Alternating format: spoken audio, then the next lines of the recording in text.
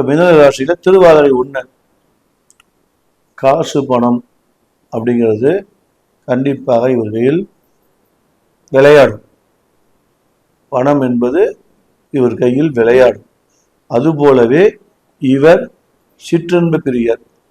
சரிங்களா? சில நேரங்களில் இவர் மது மற்றும் மங்கையை தவிர்ப்பது நல்லது. மது மற்றும் மாதுவை தவிர்ப்பது நல்லது. சிறப்பான ஒரு இது. திருவாதிரை 2 பொருளாதார ரீதியான இழப்புகளை அதிகம் சந்திப்பார். சுய தொழில் செய்தால் சிறப்பு தராது. சுய தொழில் செய்தால் கண்டிப்பாக சிறப்பு தராது. சரிங்களா? ஆகவே இவர் சுய தொழில் செய்யாமல் சம்பளத்துக்கு செல்வது சிறப்பு. திருவாதிரை 3 சார் இவங்களாம் தொழில் செய்யாமல் வச்சுங்க சார். கடையில் கூட்டம் அப்படி ஒரு தொழில் கடையில் பெண் உட்கார்ந்தா ஆண்கள் கூட்டாலும் போதும், ஆண்கள் உட்கார்ந்தா பெண்கள் கூட்டாலும் போதும். சாதாரண டீ கடை அப்படின்னு வச்சுக்கங்களேன். திருவாதிரை 3 பாதத்தில் வச்சிருக்கு டீ கடை வச்சிருப்பான்னு வச்சுக்கங்களேன், கூட்டம் அள்ளும். ஒரு மளிகை கடை வச்சிருக்காரு, இவர் கடையில் கூட்டம் இருக்கும். நீங்கள் பார்த்துருப்பீங்க, நிறைய இது பார்த்துருப்பீங்க.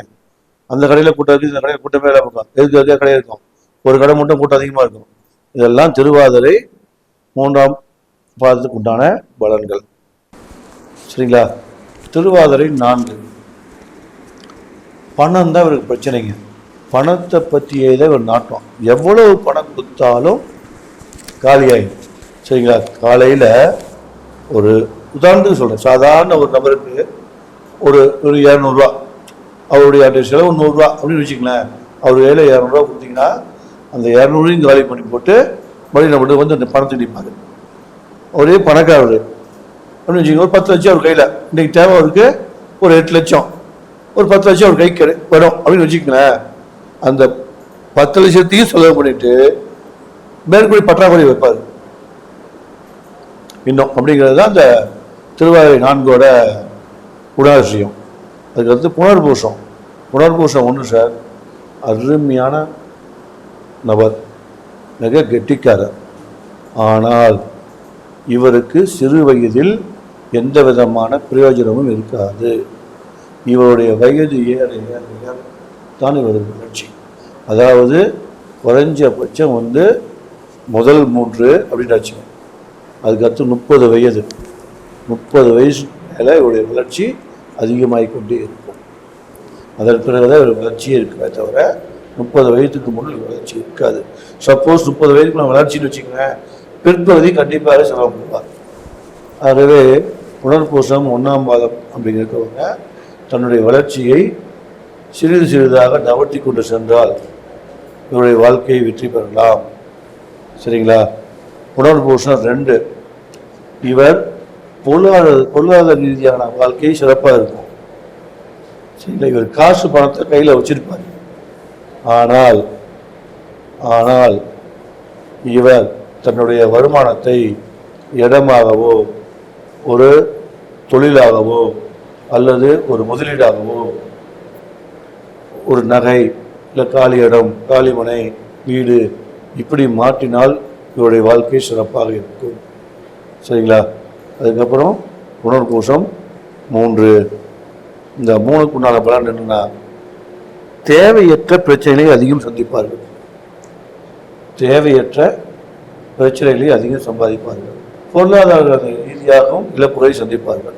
இவருடைய வாழ்க்கை சற்றே இறங்கிதான் காணப்படுமே தவிர மேம்பட்டு காணப்படுவது ரொம்ப சிரமம். சரிங்களா? இப்போ மற்ற ராசி கட்டங்கள்ல என்னென்ன இருக்குன்னு பார்த்துட்டு தான் இது லக்னத்துக்கு மட்டும் தான் சொல்லிட்டு இருக்கேன். சரிங்களா?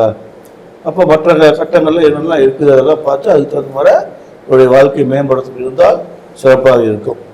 ஆனால் இவர் கடைசி வரை தன்னுடைய வாழ்க்கையில் சற்றே பின்னடைவு சென்று கொண்டிருந்தால் இருப்பார். சரிங்களா? புனர்பூசம் 4 ஓடி ஓடி உழைக்கணும். அப்போதான் இவருடைய வாய்ப்பு. ஓடி ஓடி தான் உழைக்கணும்.